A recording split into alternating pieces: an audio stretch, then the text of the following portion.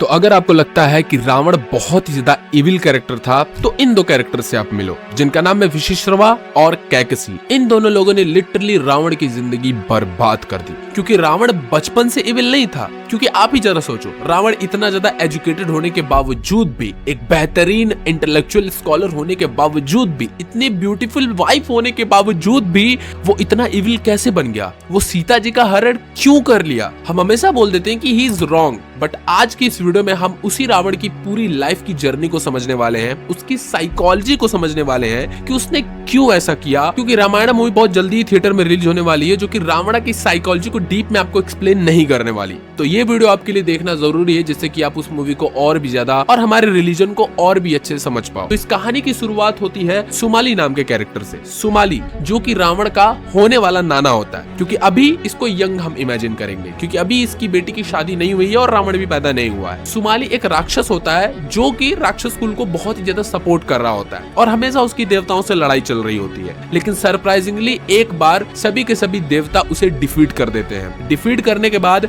लंका पे अब कुबेर का कब्जा हो जाता है। लंका से अब राक्षसों को अंडरग्राउंड होना पड़ता है। अंडरग्राउंड इन द सेंस कि उन्हें अब पाताल लोक जाना पड़ता है, जिसके वजह से जो सुमाली होता है, उसके देवताओं के लिए जो हेट्रेड था वो बहुत ही ज्यादा बढ़ गया था। और यहीं से सुमाली एक बहुत बड़ा प्लान सोचता है। उसकी एक बेटी थी जिसका नाम था कैकसी। सुमाली कैकसी से जाके कहता है कि कैकसी, कि तुम्हें एक ऐसा पुत्र उत्पन्न करना होगा जो कि बहुत ही ज्यादा पावरफुल हो, और वही एक ऐसा पुत्र होगा जो कि हमारे राक्षस कुल की इज्जत और जितना भी हमें डिसरिस्पेक्ट झेलना पड़ा है वो हमें वापस दिला सकता है। क्योंकि सुमाली रिवेंज से भर चुका था। तो सुमाली कैकसी को एक प्लान बताता है कि एक ऋषि है जिनका नाम है विशिश्रवा। वो बहुत ज्यादा ज्ञानवान ऋषि हैं। तुम उनके पास जाओ, उनको प्रपोज करो, उनके साथ शादी करो और उनके साथ पुत्र पैदा करो, क्योंकि अगर उनसे पुत्र पैदा हुआ तो पुत्र बहुत ही ज्यादा पावरफुल होगा। और ये बात सुनने के बाद कैकसी अपने पिता की बात ऑब्वियसली मान लेती है। बात मानने के बाद वो विशिश्रवा के पास जाती है और विशिश्रवा के पास पहुंचते ही विशिश्रवा ऑलरेडी तप में बिजी होते हैं और उनका तप भंग हो जाता है। लेकिन क्योंकि वो बहुत बड़े ऋषि होते हैं, उनके पिता जिनका नाम होता है पुलस्त्य, वो खुद ब्रह्मा जी के मानस पुत्र होते हैं। तो इस हिसाब से आप समझ सकते हो कि विशिश्रवा कितने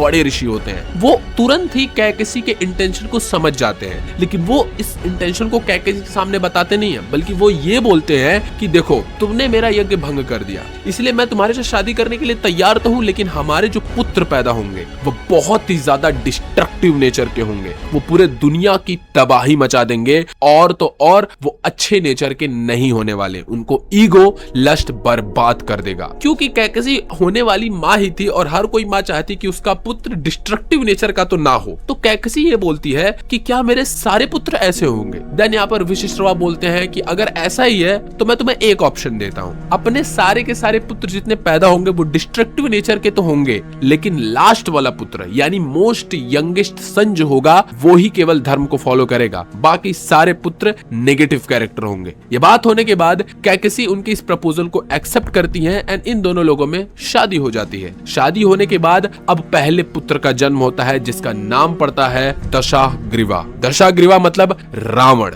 रावण तो बाद में नाम पड़ता है जब वो लंका जीत लेता है, लेकिन स्टार्टिंग में उसका नाम दशाग्रीवा होता है। दशाग्रीवा बचपन से बहुत ज्यादा इंटेलिजेंट चाइल्ड होता है और बचपन से पैदा होते ही वो नेगेटिव कैरेक्टर नहीं बन जाता है। हाँ, अब आप लोग ये बोल सकते हो कि जब उसके अंदर डिस्ट्रक्टिव नेचर पैदा होते ही आ गया था। नहीं, ऐसा नहीं होता। रिलीजन में अगर किसी को भी कोई श्राप मिलता है या वरदान मिलता है तो वो ऑटोमेटिकली वैसा नहीं बन जाता है। लाइफ की सिचुएशन और लाइफ के कॉन्सिक्वेंसेस उसे ऐसा बना देते हैं। लाइक रावण का जो कैरेक्टर था वो बचपन में नॉर्मल बच्चे जैसा था, हमारे जैसा था, लेकिन लाइफ के सीक्वेंसेस, लाइफ के इंसिडेंट्स उसे आगे चल के डिस्ट्रक्टिव बनाएंगे। तो दैट्स व्हाई मैंने वीडियो की स्टार्टिंग में कहा कि रावण कोई इविल कैरेक्टर नहीं था। वो पैदा नॉर्मल बच्चे की तरह हुआ था। इनफैक्ट वो तो बहुत ही ज्यादा इंटेलिजेंट चाइल्ड था। जब वो पैदा हुआ था एंड जैसे वो थोड़ा बड़ा हुआ, नॉलेज को ग्रैस्प करने लायक हुआ, उसके पिता विशिश्रवा उसको तरह तरह का ज्ञान देने लग गए। उसे हर एक अस्त्र में पारंगत कर दिए, हर एक ज्ञान में पारंगत कर दिए।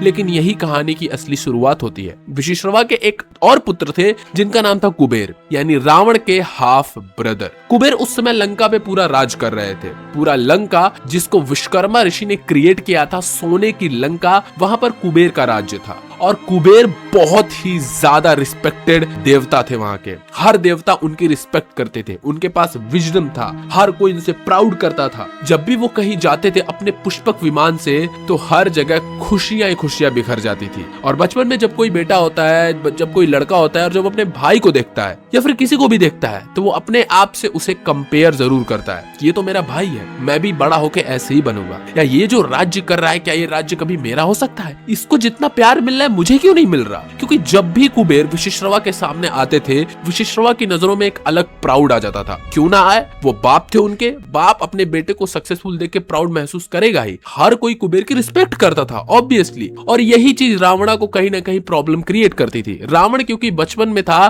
तो उसको उतना समझ नहीं थी। वो क्या हर बच्चा हर चीज को एक वैलिडेशन के तौर पे देखता था कि उनको जो वैलिडेशन मिल रहा है मुझे क्यों नहीं मिल रहा है। और यहीं पे रावण को सबसे बड़े शिक्षा की जरूरत थी, एक ऐसे गाइडेंस की जरूरत थी जो उसे सिखा पाए कि सही क्या है गलत क्या है। लेकिन यही एंट्री होती है सुमाली की। सुमाली जो कि रावण का नाना था, वो रावण को पूरा डिस्ट्रक्टिव नेचर का बना देता है। वो बचपन से ही रावण के दिमाग में ये चीज भर देता है कि वो राज्य तुम्हारा है, तुम्हारे कुल के जितने भी राक्षस हैं पहले इसी लंका में राज करते थे, लेकिन इन कुबेर और देवताओं के चलते ही हमारा राज्य तुमसे छिन गया। तुम्हें बड़ा होना है और इस राज्य को वापस हासिल करना है। कुछ भी सच्चाई या बुराई नहीं होती है, शक्तिशाली बनो और कुबेर से राज्य छीन लो। इस तरीके का ज्ञान सुमाली रावण को देता था, क्योंकि सुमाली एक राक्षस था तो राक्षस ज्ञान तो वो देता ही था, लेकिन वहीं दूसरे तरफ जो विशिश्रवा थे वो रावण को अच्छा ज्ञान देते थे। और यहीं से रावण के दिमाग में सबसे बड़ी कश्मकश की शुरुआत हुई।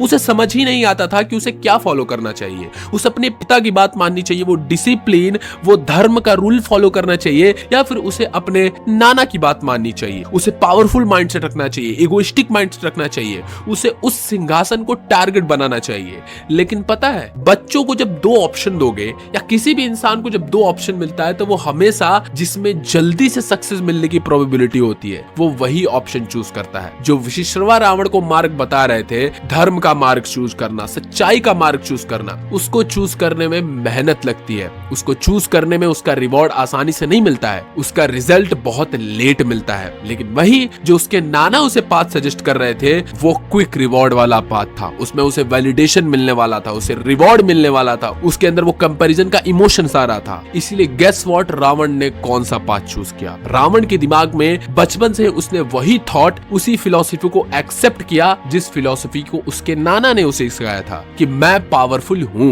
मैं पावरफुल बन के रहूंगा और ये राज्य मेरा है। बड़ा होकर के मैं इस राज्य को कुबेर से छीन लूंगा। कुबेर मुझसे इतना ज्यादा पावरफुल कैसा है। और यहीं से कंपैरिजन का बीज बोया जाता है। रावण बड़ा होता है और उसे केवल अल्टीमेट एक ही चीज दिखाई देती है कि कैसे भी करके मुझे इस धरती का एटलीस्ट कुबेर से हर चीज में सबसे ज्यादा पावरफुल बनना है। इसीलिए वो 4 वेदों का अध्ययन कर लेता है, 6 वेदांगनाओं का अध्ययन कर लेता है, astronomy, Ayurveda, state craft, music, grammar, astrology, हर चीज पढ़ लेता है। और सच बताऊं तो रावण को पढ़ना बहुत ही ज्यादा अच्छा लगता है। इवन उसे तो सबसे ज्यादा इंटेलेक्चुअल स्कॉलर अभी तक का माना जाता है। लेकिन आपको फिलॉसफी पता है कि वो हर चीज स्टडी क्यों करता था? क्योंकि पढ़ना उसे पसंद था, लेकिन वही पढ़ना उसे एक डोपामिन रश देता था, उसे कहीं ना कहीं टेम्परेरी रिलीफ देता था, जो कि कुबेर से अपने आप को कंपेयर करता था। वो जब भी नई चीजों का अध्ययन करता, नया ज्ञान लेता, नए अस्त्रों के बारे में सीखता, वो टेम्परेरी रिलीफ लेता कि कुबेर से तो मैं बेहतर ही हो रहा हूँ। और धीरे धीरे करके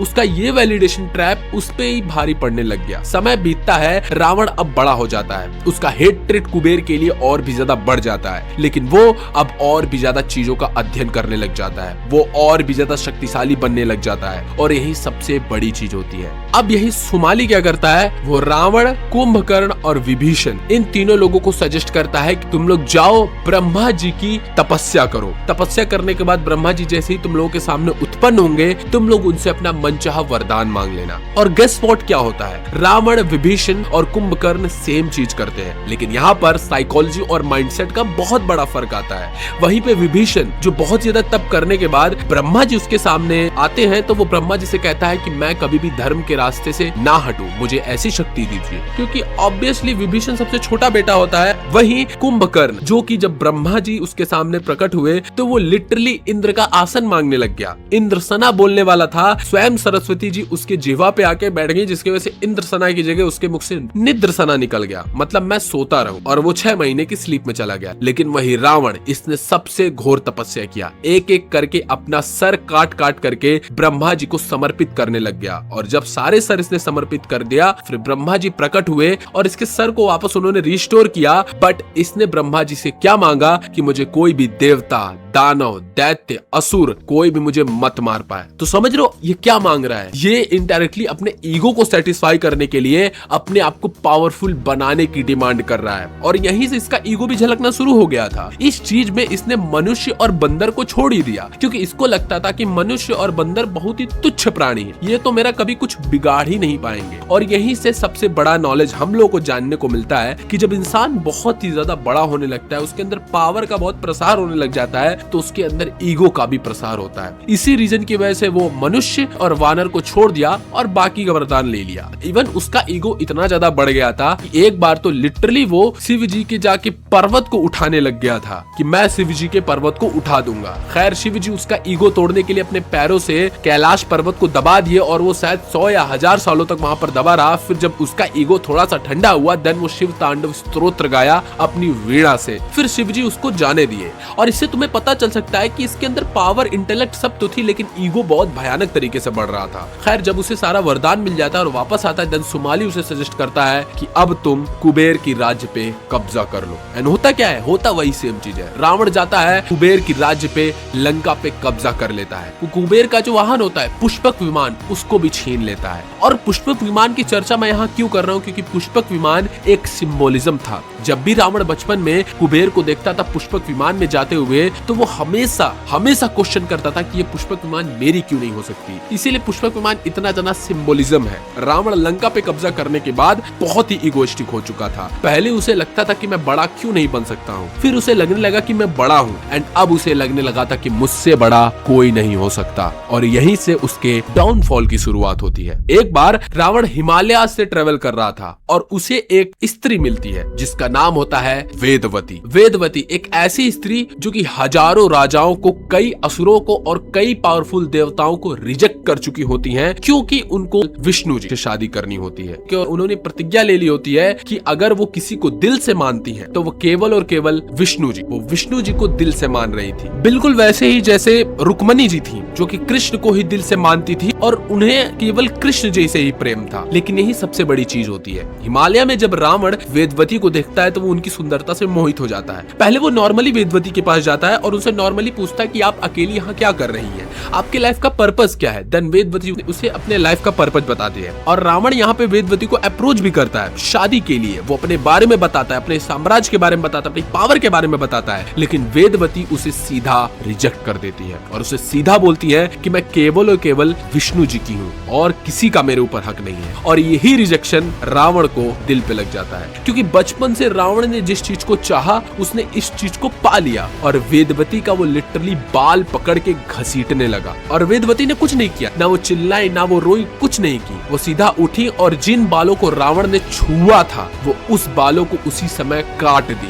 और फिर वो अपने आप को आग में जला के भस्म कर ली और रावण को ये श्राप दी कि मैं दूसरे जन्म में जन्म लूंगी और मेरी वजह से तुम्हारा डिस्ट्रक्शन होगा। और गेस व्हाट, उन्हीं का फिर अगला जन्म होता है जो कि सीता जी के रूप में जन्म लेती है। खैर ये वाल्मीकि रामायण में नहीं देखने को मिलता है, मैं दूसरे रामायण के टेक्स्ट से बात कर रहा हूँ। कई रिसर्च किया था तो मैं ये कहानी इस तरीके से बता रहा हूँ, लेकिन साइकोलॉजी समझो। रावण का पहला निग्लेक्शन यहाँ से हुआ। रावण यहाँ पे निग्लेक्ट नहीं फील कर रहा था, बल्कि वो यहाँ पर अपनी हार समझा। और रावण का ये केवल एक बार नहीं था, रावण जिस चीज को चाहता था वो उस चीज को ले लेता था, चाहे वो धर्म से हो चाहे वो अधर्म से हो। और अब यही सबसे बड़ी कहानी आती है जो कि होती है शूर्पणखा की कहानी। जैसे कि शूर्पणखा को जब राम जी पसंद आए तो राम जी से जैसे ही वो अप्रोच करती है तो राम जी उसे सिंपली रिजेक्ट कर देते हैं। लेकिन शूर्पणखा क्या करती है, वो सीता को मारने के लिए जाती है और सीता जी को जैसे ही मारने के लिए जाती है लक्ष्मण उसका नाक और कान काट देते हैं। शूर्पणखा खर और दूषण के पास जाती है। खर और दूषण 14,000 राक्षसों को भेजते हैं राम और लक्ष्मण जी को मारने के लिए। राम जी 14,000 राक्षसों को मार डालते डालते हैं, खर और दूषण जाते हैं, खर और दूषण को भी मार डालते हैं राम जी। लेकिन फिर शूर्पणखा को यह बात पता होती है कि रावण को किस तरीके से मैनिपुलेट करना है, रावण का वो दुखती नब्ज क्या है, किस तरीके से उसकी दुखती नब्ज पे हाथ रखना है। और शूर्पणखा जाकर के ये नहीं बोलती कि उसने मुझे रिजेक्ट किया, शूर्पणखा जाके ये नहीं बोलती वो राजा बहुत ही ज्यादा पावरफुल है, शूर्पणखा जाकर के ये बोलती है कि वो यानी राम आपके ईगो को डिस्ट्रॉय कर दिया, हमारे 14,000 सोल्जर्स को मार दिया, खर और दूषण को मार दिया, और उसकी रानी सीता बहुत ही ज्यादा सुंदर है, उसके जैसा सुंदर इस धरती पे कोई नहीं है। और देख रहे हो कि किस तरीके से उसने रावण के दो चीजों को ट्रिगर किया, पहला उसके ईगो को ट्रिगर किया, दूसरा उसके लस्ट को ट्रिगर किया। क्योंकि रावण को तो हमेशा से लगता था कि हर खूबसूरत चीज पे, हर महत्वपूर्ण चीज पे मेरा हक है, इसीलिए रावण को सीता पसंद आई। इसलिए नहीं कि रावण को सीता जी से प्रेम हो गया था, इसलिए रावण सीता जी के पहले पास जाता है, वो वेश धारण करके मुनि का जाता है, अपने राज्य के बारे में बताता है, अपने पावर के बारे में बताता है, लेकिन सीता सीधा उसे रिजेक्ट कर देती है। और जैसे ही सीता जी उसे रिजेक्ट करती है, फिर वो पावर का यूज करता है, डोमिनेंस का यूज करता है, वो सीता जी को एब्डक्ट कर लेता है और अपनी लंका लेकर के आता है। वो चाहता तो राम जी के भी खिलाफ भी युद्ध छेड़ सकता था, वो सीता जी को क्यों एब्डक्ट किया, क्योंकि उसे पता था कि राम जी की सबसे मूल्यवान चीज जो है वो सीता जी है, और उसे ये भी पता था कि अगर मैं सीता जी को पालूंगा तो मेरा ईगो यानी मैं जीत जाऊंगा। अगर वो राम जी से लड़ाई करके राम जी को फॉर एग्जांपल हरा भी देता, फिर भी वो कभी सेटिस्फाइड होता नहीं, क्योंकि उसका ईगो तो उस औरत से कहीं ना कहीं कनेक्टेड था। इसलिए वो सीता जी को लेकर के जब अपने पास रखता है, वो सीता जी को सेक्सुअली एक्सप्लॉइट नहीं करता, बल्कि वो चाहता था कि सीता जी जेन्युइनली उसे एक्सेप्ट करे, तभी वो अपने आप को सक्सीडेड मानेगा। क्योंकि उसे लगता था कि अगर सीता जी मुझे एक्सेप्ट कर लेंगी तो इससे बड़ी विक्ट्री मेरी कुछ हो नहीं सकती, मैं ऐसे राजा को डिस्ट्रॉय कर दूंगा जिसकी पत्नी, जिसको सबसे ज्यादा प्यार करता है, उसने मुझे एक्सेप्ट कर लिया। दैट्स व्हाई रावण जो है वो सीता जी को दुनिया भर की चीजें ऑफर किया, अपनी पावर के बारे में बताया, अपने नॉलेज के बारे में बताया, इवन अपना राज्य तक को वो सीता जी को ऑफर करने को बोला। लेकिन सीता जी उससे हमेशा बोलती रही कि तुम राम के सामने कुछ भी नहीं हो। हमें लगता है कि रावण ने सीता जी को किडनैप किया या सीता जी को पकड़ करके उसने बंधन में बांध के रखा, लेकिन कहीं ना कहीं आप देखोगे तो सीता जी ने कहीं ना कहीं रावण के दिमाग को बंधन में बांध के रख लिया था। क्योंकि पूरा का पूरा रावण का बिहेवियर, उसका वैलिडेशन सीता जी के वर्ड्स पे डिपेंड करता था। और यही पे लोगों का सबसे बड़ा मिसकंसेप्शन आता है कि रावण तो इस हिसाब से बहुत अच्छा था क्योंकि वो सीता जी को सेक्सुअली एक्सप्लॉइट नहीं किया। नहीं, इसके पीछे एक और रीजन है। उसके पीछे की कहानी कुछ इस तरीके से आती है कि रंभा नाम की एक सेलेस्टियल अप्सरा थी जो कि नाल कुबेर की पत्नी थी। कुबेर का बेटे थे नाल कुबेर और नाल कुबेर की वो पत्नी थी। तो रास्ते से जा रही थी रंभा,